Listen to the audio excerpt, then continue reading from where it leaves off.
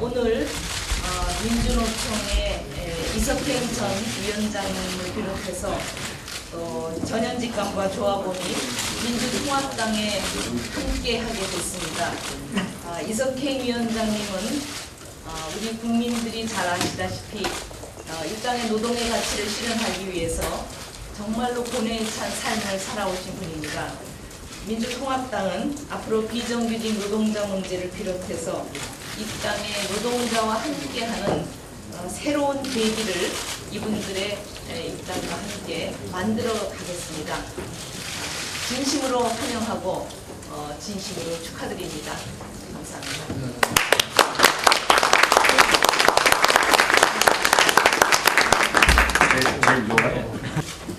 네, 부족한 저를 이렇게 환대해 주시는 한명수 대표님, 통합입니다. 식구들께 진심으로 감사드립니다. 오늘 저는 저 혼자가 아니라 1000명의 우리 조합원들 당원으로 수직해서 입당원들 함께 갖고 왔고요. 또 15,000명의 지지선언까지도 함께 갖고 왔다는 말씀을 드리겠습니다. 네, 감사합니다.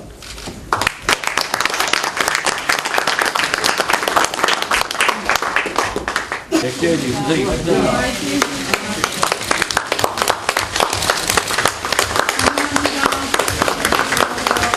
24차 최고위원회의를 계획합니다.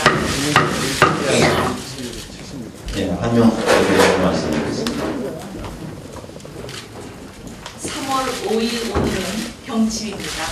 개구리가 겨울잠에서 깨어나고 만물이 솟아난다는 경칩을 맞았습니다.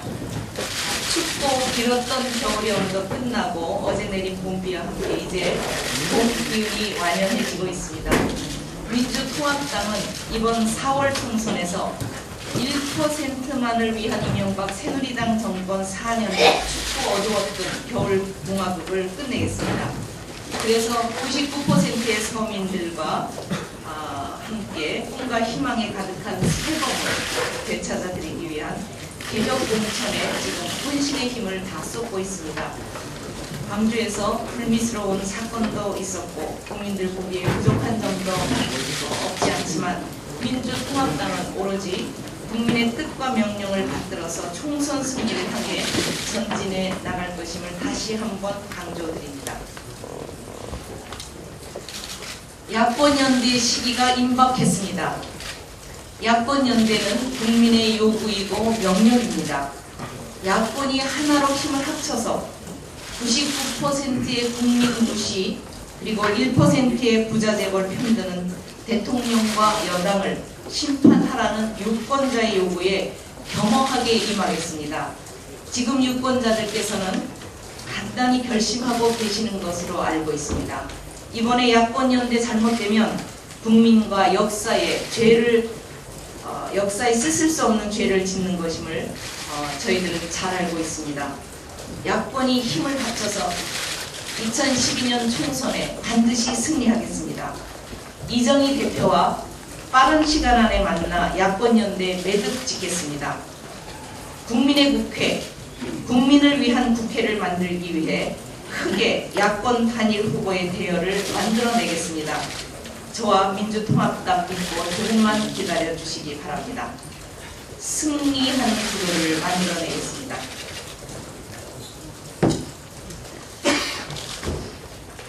MBC 노조 파업과 관련해서 한 말씀 드리겠습니다.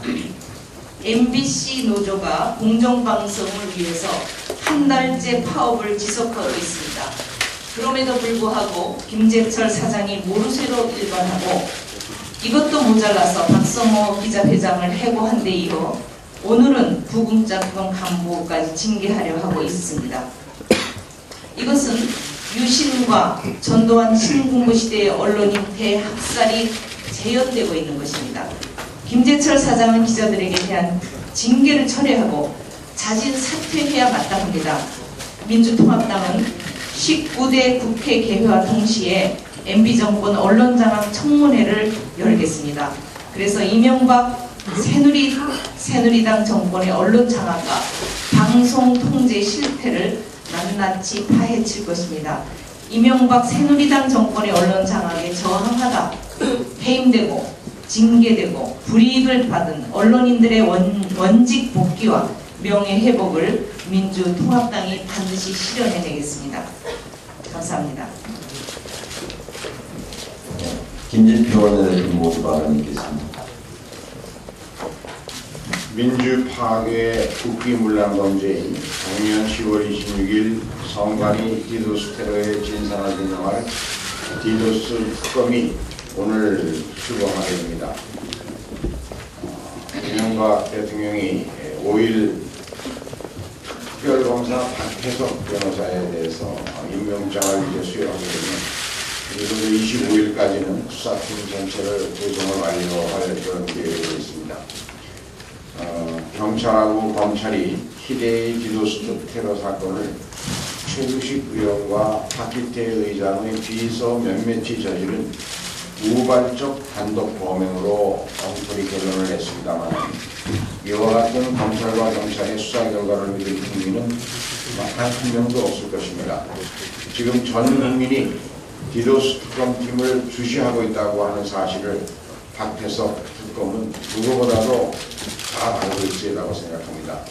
박태석 특검팀은 민주통합당이 지난 2월 9일 본회의에서 통과된 특검법에 관철시킨 대로 새누리당 관련자 누가 왜 어떻게 범행에 개입했는지 그리고 디도스 테러에 사용된 돈의 출처는 어디에서 나왔는지 또 청와대가 어떤 방식으로 축소 은퇴 조작에 개입했는지를 낱낱이 밝혀내고 관련자를 엄중 처벌토록 해야 한다는 점을 다시 한번 분명히 해둡니다. 이상입니다. 박영선 최고위원 모두 발언 있겠습니다.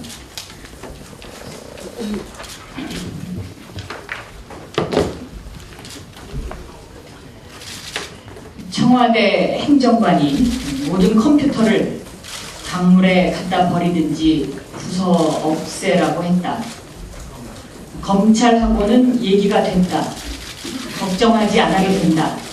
내일 압수수색 들어온다고 했다. 그리고 대포폰을 건넸다. 2010년 여름을 뜨겁게 달궜던 민간인 불법 사찰 사건 이 증언대로라면 청와대가 증거인멸을 주도하고 검찰은 증거인멸의 시간을 벌어주는 나라. 이제 MB 정권 하에 대한민국에는 법치는 존재하지 않는다라고 말할 수 있습니다. 더더욱 증거인멸을 지시한 청와대 행정관은 주미대사관에 파견 근무 나가 있습니다. 주미대사관이 범죄 은닉자의 은신처로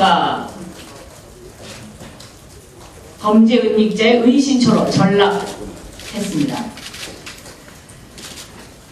증언에 나선 장진수 총리실 웅직윤리지원 주무관은 지난주 민주통합당의 MB 비리 특위위원들과도 만난 바 있고 추가 증언도 가지고 있습니다. 이 당시 청와대 민정수석은 현 권재진 법무장관이라는 점은 더욱 주목할 일입니다. BH 지시사항이라는 메모가 나왔음에도 검찰은 늑장 압수수색을 했고 수사를 조기 종결한 사건입니다. 매우 심각한 국기문란 사태입니다.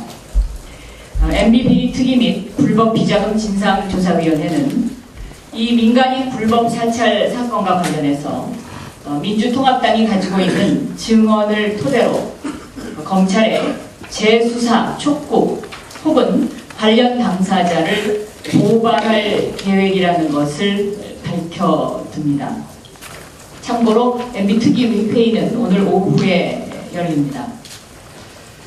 디도스 특검과 관련해서 한마디 더 첨언을 하자면 박태석 특검 물론 잘 하시리라고 생각합니다. 그러나 단 한 가지 이 박태석 특검이 현재 청와대 민정수석과 현재 검찰총장과 사시 동기라는 점이 나중에 어떤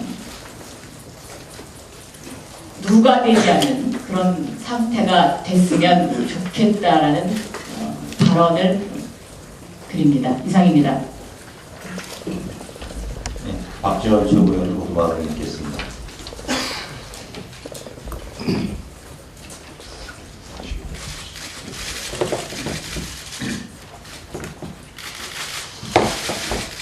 우리 민주당에서 시작한 모바일 투표는 문제점이 있음에도 불구하고 정치에 무관심했던 20, 30대의 청년들에게 정치로 돌아오게 하는 혁명적 상황을 만들어냈습니다. 그래서 우리는 국회 정개특위를 통해서 법제화하자라고 요구를 했지만 새누리당이 거절을 했습니다. 그런데 박근혜 비대위원장이 모바일 투표에 대해서 민주주의의 근본을 파괴하는 문제다라고 하면서 검찰 수사를 했습니다. 마치 불법 선거를 우리 민주당이 강행하고 있는 것처럼 헛소리를 하고 있습니다. 박근혜 비대위원장은 과거와 승부하고 민주통합당은 미래와 승부하고 있다고 생각합니다. 높은 곳에 매달린 포도를 보면서 저 포도를 익지 않았으니까 못 먹겠다라고 포기해버리는 여우의 우매함보다는 가능성을 보고 앞으로 나가는 도전에 의해 발전하는 역사를 생각해야 됩니다. 특히 박근혜 비대위원장이 민주통합당의 발전적인 제안을 비난할 것이 아니라 아버지의 과거 독재 기념관을 찾아가면서 과거와 단절하겠다라고 꼼수를 부리는 것은 자신의 행태를 먼저 돌아보고 반성해야 된다 하는 것을 말씀드립니다. 함에도 불구하고 우리는 이미 모바일 선거인단을 등록을 마쳤기 때문에 이제 경선 일자만 남아 있습니다. 여기에 파생되는 여러 가지 문제점에서 저는 수차 지적을 했지만은 어떠한 경우에도 현장 투표 때 후보자나 유권자가 동원되는 일이 없이 자발적으로 참여함으로써 우리 민주당의 모바일 경선과 현장 투표 경선이 성공하도록 노력하자는 말씀을 드립니다. 이제 우리 민주당의 공천이 거의 마무리 단계에 가 있습니다. 어제 확정된 호남권 공천을 보면은 현역 의원들이 참으로 많이 공천에 탈락하는 그러한 아픔을 우리는 가졌습니다. 우리 민주당은 현역 의원의 개혁 공천에 대해서 소위 물갈이에 대해서 왜 호남 출신 의원들만 해당되는가? 다른 지역 의원들은 과연 여기에 해당되지 않는가? 하는 불평이 호남 지역에서 쏟아져 나오고 있습니다. 이제 우리 공천심사위원회나 지도부에서 남아있는 지역에 대해서도 상응한, 그래서 개혁된 그러한 공천의 물갈이가 조금이라도 더 이루어져야만이 국민에게 감동을 줄 수 있고 호남 유권자들도 이해를 할 수 있다는 것을 간곡히 말씀드립니다. 요즘 민주당사에 들어오면은 낙엽이 떨어지는 소리가 우수수 들린다. 이것이 무슨 의미인가?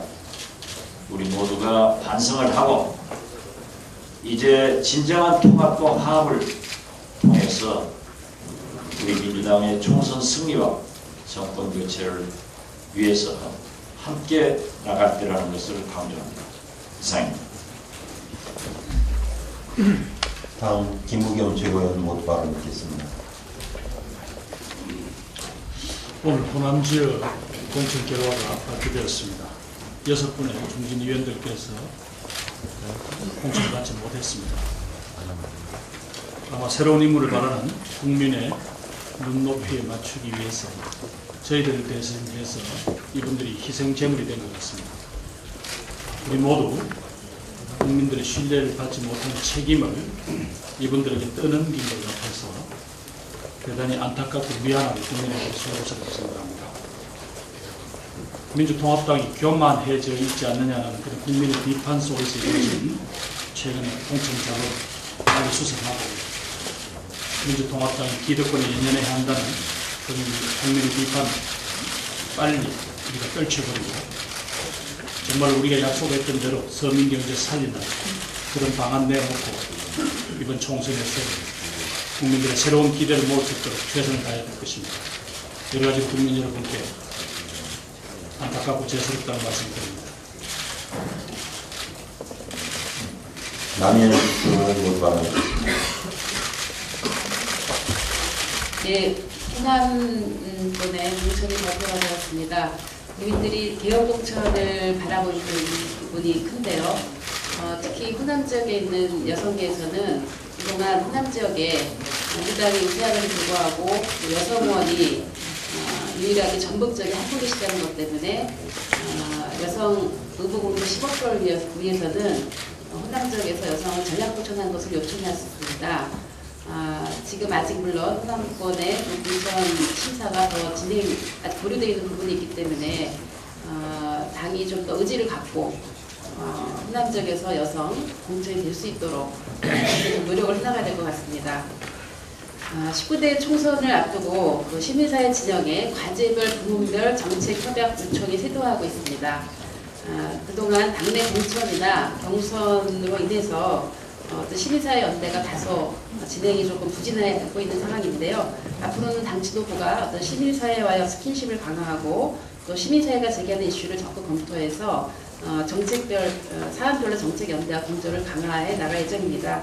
특히 이번 주에는 38 세계 여성의 날이라고 하는 여성 행사가 있고요. 그리고 후쿠시마 원전 사고 1년이 되는 그런 날도 들어있습니다. 그래서 여성 문제와 탈핵 문제를 갖고 보다 더 시민사회와의 어떤 연대를 또 강화해 나가야 될 것이라고 봅니다.